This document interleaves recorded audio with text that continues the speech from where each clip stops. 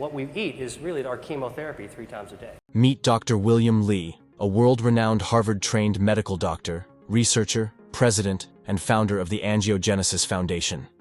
His work has led to more than 40 FDA-approved therapeutics and devices for cancer, cardiovascular disease, wound healing, and vision loss. He is also a New York Times best-selling author with Eat to Beat Disease: The New Science of How Your Body Can Heal Itself. He also published another book, Eat to Beat Diet: Burn Fat, Heal Your Metabolism, and Live Longer. Imagine if the foods you love could help fight cancer and burn fat at the same time. In this video featuring Dr. Li, we reveal 6 surprising condiments that could transform your health. These everyday staples pack powerful cancer-fighting ingredients you might not even know about. Stay tuned to discover how these condiments can not only enhance your meals, but may also boost your immune system and keep your metabolism in top shape. Ketchup. Some of you might think that tomato is a vegetable, right? But it's actually a fruit. And tomatoes are pretty wonderful because not only do they taste good, but they've actually been shown to lower the risk of prostate cancer and breast cancer. So how does it do this? Well, tomatoes contain bioactives, and the secret to health in foods is often the bioactive. One of the bioactives in tomato is vitamin C. Vitamin C is a powerful anti-inflammatory substance. Another bioactive in tomato is called lycopene, which is a carotenoid. Now, lycopene does a lot of different things that are beneficial for the body. One of them is that lycopene protects our DNA against damage from oxidative stress, including ultraviolet radiation, like sun damage. That's right, eating tomatoes with the lycopene can protect us against damage from the sun. That means kind of like sunscreen, but from the inside out. So, sun exposure can damage your DNA. Lycopene protects your DNA against the sun damage.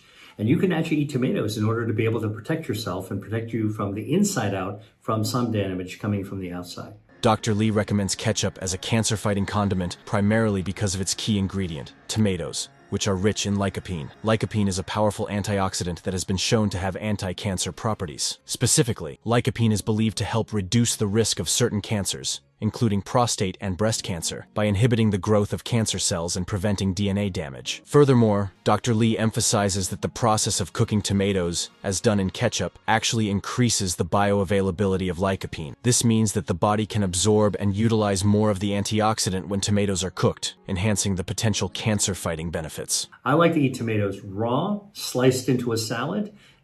Absolutely great way to get great flavor, great hydration, and the vitamin C is really good. But if you want to get the most out of lycopene, okay, that is that antioxidant. That's the one that helps to protect your DNA. You want to actually make sure you get as much lycopene as possible. How do you get the most lycopene out of a tomato? Well, you want to actually heat it, like cook it, saute it in a pan. And so you're actually cooking tomatoes like a tomato sauce, all right, like a sugo, and add a little bit of extra virgin olive oil.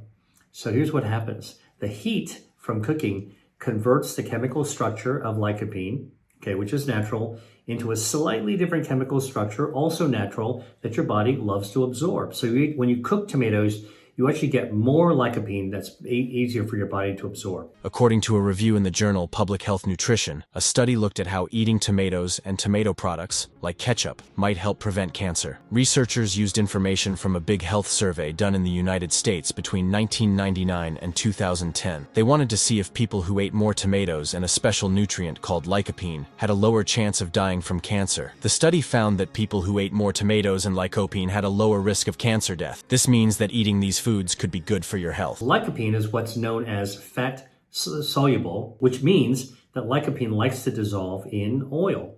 But when you actually cook tomato sauce, the lycopene converts into the part your body likes it, and you mix it with the olive oil, and now it really gets absorbed into your body very, very easily. And that's why, by the way, the Mediterranean diet is so healthy, and it's got so many tomato recipes in it. Usually the tomato is cooked, all right? Now, there are many varietals of tomatoes out there. If you go to your grocery store in the summertime or you go to the farmer's market, it's almost overwhelming how many different types of tomatoes there are. You'll see so many options. So I always ask, which one should I buy, right? So if you're sort of looking from the culinary side, I'll leave it up to you to figure out which one tastes the best.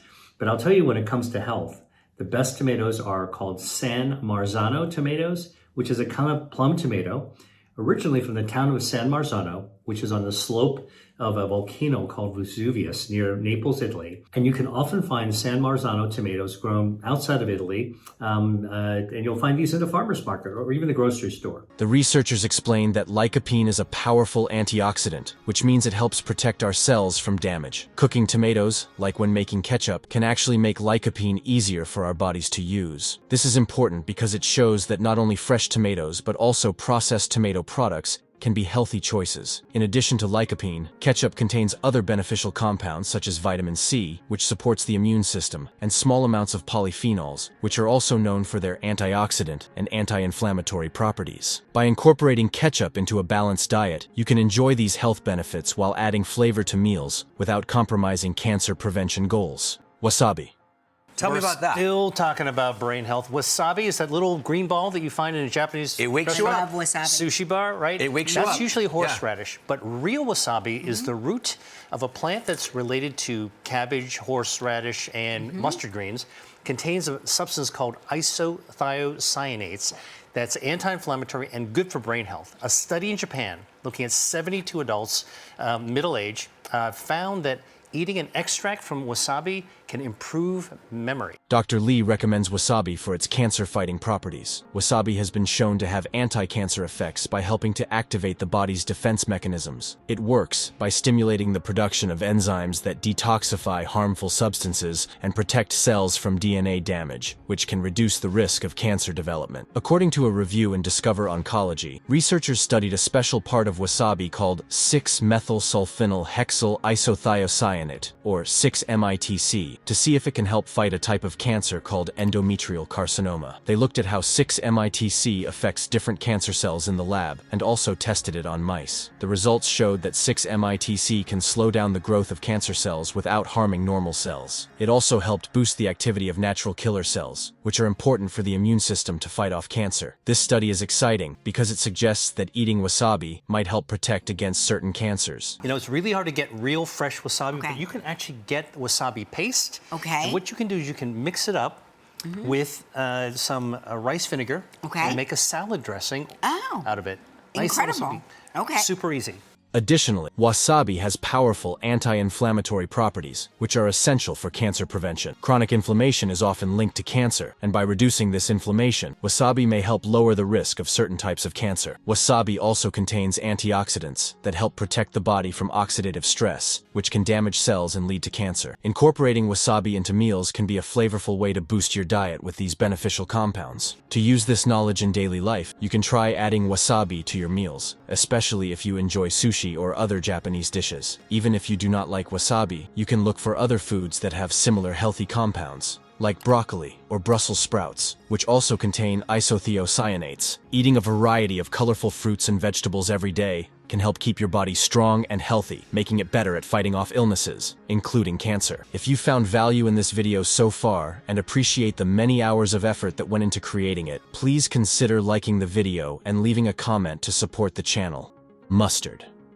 Dr. Lee recommends mustard for its cancer-fighting properties, particularly due to the presence of glucosinolates, which are compounds known for their ability to fight cancer. When consumed, glucosinolates are broken down into bioactive compounds like sulforaphane, which have been shown to help prevent cancer by neutralizing harmful toxins and inhibiting the growth of cancer cells. In addition to its cancer-fighting compounds, mustard has anti-inflammatory properties, which can help reduce chronic inflammation, an important factor in cancer development. Mustard also contains antioxidants that protect cells from oxidative damage, which is another key factor in preventing cancer. According to a review in Molecules, a study looked at how mustard seeds, specifically from a plant called Brassica nigra, can help fight lung cancer. The researchers tested an extract from these seeds on 2 types of lung cancer cells. They found that the mustard seed extract made the cancer cells die, stopped them from growing, and even prevented them from spreading to other parts of the body. This is important because stopping cancer cells from growing and spreading can help people stay healthy. The study highlighted a special ingredient in mustard seeds called allyl isothiocyanate, which seems to be very helpful in fighting cancer. Other good compounds in mustard seeds, like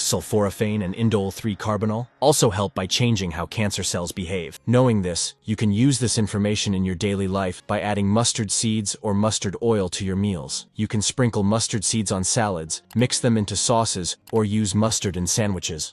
Garlic sauce.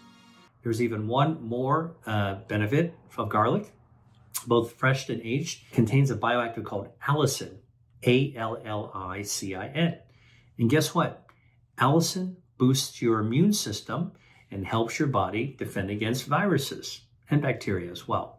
All right. So garlic, great for nitric oxide, which then kills viruses. Garlic also has allicin, which boosts your immune system, which then is helpful for protecting you against infection. Dr. Lee recommends garlic sauce for its cancer-fighting properties, primarily due to the active compounds found in garlic, such as allicin. Allicin has been shown to have powerful anti-cancer effects by helping to inhibit the growth of cancer cells, reduce inflammation, and prevent DNA damage. Garlic is like a central element for cooking. All right, if you watch cooking videos, most people are out there cooking garlic. It is a core ingredient for Mediterranean recipes and Asian recipes. Two of the healthiest cuisines in the world often use garlic. Now, why is garlic so good? Besides making other foods taste good, like it flavors the food, garlic helps to activate an enzyme in the body called nitric oxide synthase. It activates this enzyme. It triggers it so it's working better. Nitric oxide synthase. And synthase, it's actually synthesizing nitric oxide. So yeah, garlic triggers your body to make more nitric oxide from amino acids. Now, your body's packed with amino acids, but every time you eat protein, whether it's from a plant or from an animal, it reloads your body with more amino acids. And guess what? When you eat garlic, that triggers your nitric oxide synthase. This enzyme takes those amino acids and it makes more nitric oxide. In addition to allicin, garlic contains antioxidants that protect cells from oxidative stress, which is known to contribute to cancer development. The compounds in garlic may also boost the immune system, enhancing the body's ability to fight off infections and abnormal cell growth. Turns out that aged garlic does this better than fresh raw garlic. Now, most of the time when I'm cooking, I'm just using some cloves of regular fresh garlic. You know, you get a big bunch of garlic cloves held together. That's what I normally use. But there is something called aged garlic, and you need to know about this because the next time you're in a grocery store, go ask somebody where do they actually sell aged garlic. Sometimes it's called black garlic, and the reason it's called black garlic is that it's garlic that's naturally aged for weeks under low heat, high humidity, and those conditions will actually turn the color of the garlic black, right? The outside of it is kind of whitish, but the meat of the garlic, which is usually tan or yellowish, that'll turn black. And this natural kind of fermentation of garlic makes the garlic sweet instead of pungent. All right, regular raw garlic, very pungent, delicious to cook with, and not really sweet. Aging garlic or turning garlic black will make it sweet. And guess what? Black garlic is amazing for flavoring soups and stews and for cooking. According to a review in the American Journal of Clinical Nutrition, researchers looked at how eating garlic might help prevent certain types of cancer, especially stomach and colorectal cancers. They studied 22 different research papers that talked about how much garlic people eat and their cancer risk. The findings showed that people who ate more garlic had a lower chance of getting these cancers. For example, those who ate a lot of garlic had a 31% lower risk of colorectal cancer and a 47% lower risk of stomach cancer compared to those who ate little or no garlic. Black garlic is 4 times more potent for its benefits. You can use it in all kinds of different ways, but I like to actually add it into hummus. To use this knowledge in everyday life, you can start adding more garlic to your meals. You can use fresh garlic in cooking, add it to sauces, or even try garlic powder on your favorite dishes. Eating garlic regularly might help keep you healthy and lower your risk of certain cancers. Just remember to enjoy it as part of a balanced diet that includes lots of different fruits and vegetables for the best health benefits. Ginger sauce. What about ginger? Another root, a really amazing root. I love ginger that you can actually find in the fresh market of the grocery store. You can find it dried in the spice market. If you go to an Asian grocery store, you'll actually see beautiful, big chunks of ginger They're sort of like almost like a cactus, a big centerpiece with lots of little arms sticking out. And ginger is something that's used in Asian cooking of all sorts. If you've actually been to the sushi bar, you know that ginger is sliced really thin and given as a pile next to your sushi. Absolutely delicious. Ginger also is used to flavor stir fries in Chinese cooking. Ginger is used in Thai food, Vietnamese food, used in soups. Just a beautiful, really delicate but potent type of flavor. Dr. Lee recommends ginger sauce for its cancer-fighting benefits, primarily due to the presence of gingerol, a bioactive compound in ginger. Gingerol has been shown to have anti-cancer properties by helping to reduce inflammation, inhibit the growth of cancer cells, and prevent the spread of tumors. It can also support the body's detoxification processes, helping to neutralize harmful substances that could contribute to cancer development. Our joints suffer from wear and tear. You get inflammation, you get pain, osteoarthritis. And it turns out that ginger and turmeric, when you combine their anti-inflammatory properties together, can actually be a balm for inflammation in your body. And what better tissue to actually aim at is to actually lower inflammation in your joints.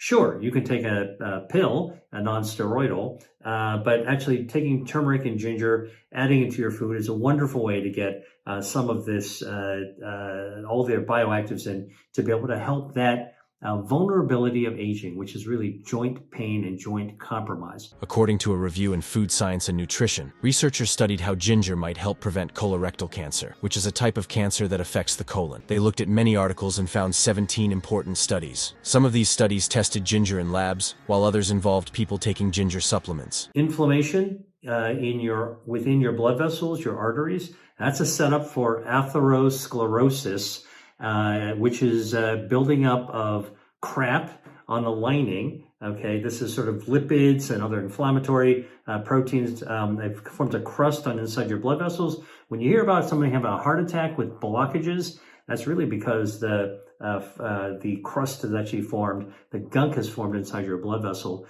because of damaged blood vessels to that inner lining, the endothelial lining of your blood vessels. So anything that's anti-inflammatory actually can help counter those effects of that can cause cardiovascular disease. That's the accumulation of gunk material, lipids that caused by inflammation that can actually cause blockages, narrowing and blockages, whether it's in the heart, which sets you up for a heart attack, in the brain, sets you up for vascular dementia, as well as stroke in your neck, the carotid arteries, and in your legs, because you can cause peripheral arterial disease.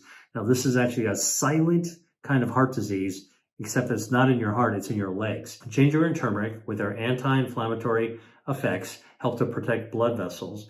But the gingerol of ginger and the curcumin of turmeric also directly groom the health of the lining of the blood vessels, the endothelial cells, that inner lining, okay? And so they also directly help vascular health, the health of your blood vessels, so you get better blood flow. The lab studies showed that ginger can help kill cancer cells by making them go through a process called apoptosis, which is like a natural way for cells to die when they are damaged. The researchers found that ginger has special compounds, like gingerol, that can help with this. In the studies with people, some showed that taking ginger could improve certain health markers, like reducing harmful substances in the body. However, the overall results were mixed, and the researchers said that while ginger is helpful, it might not be strong enough on its own to prevent cancer completely. When I used to buy ginger, I used to take it back, you stick it on a cutting board, and you got to take a knife, hopefully a small knife, and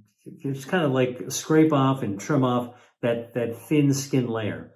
It took a while, all right? And then the skin was, you don't want to cut too deeply into the ginger. To use this knowledge in daily life, you can easily add ginger to your meals. You can use fresh ginger in stir-fries, smoothies, or teas. Ginger tea is a tasty way to enjoy its benefits, and you can even sprinkle ginger powder on your food. Eating ginger regularly can help you stay healthy and may lower your risk of cancer. Soy sauce.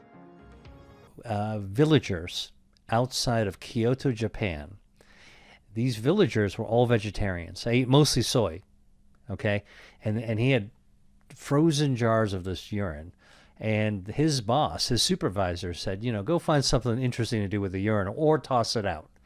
So he went to look for hormones inside the urine, thinking that he was an endocrinologist. So he was interested in looking at hormones. When he ran the urine underneath this thing called a mass spectrometry, okay, you see these spikes.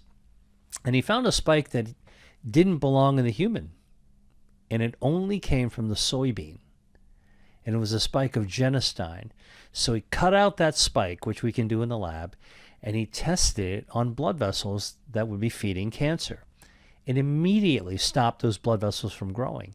And so this was to discover that genistein found in plant-based foods like soybeans could actually be anti-angiogenic, and they could cut off the blood supply feeding cancers. Dr. Lee recommends soy sauce for its cancer-fighting potential, particularly because of the fermentation process it undergoes. During fermentation, soybeans produce beneficial compounds like isoflavones, which have been linked to a reduced risk of certain cancers, including breast and prostate cancer. Isoflavones, such as genistein, act as antioxidants and help regulate estrogen levels in the body, potentially reducing the growth of hormone-related cancers. Additionally, soy sauce contains other compounds, like peptides, that have anti-inflammatory properties, which can help reduce chronic inflammation, a factor known to contribute to cancer development. The antioxidants in soy sauce also protect cells from oxidative damage, which can lead to cancerous changes. According to a review in Frontiers in Nutrition, a study looked at how eating soy foods might help prevent cancer. The researchers gathered information from many different studies to see if there was a link between soy intake and cancer risk. They found that people who ate more soy, like tofu and soy milk, had a lower chance of getting cancer. This means that eating soy might help protect against cancer. Absolutely amazing to think about what other secrets might be in food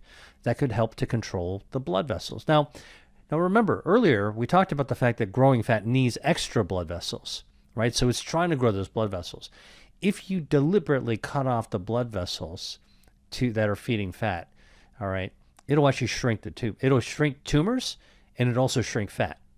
So although the tumor wants to grow more blood vessels and it can't, so it starts to die in the middle.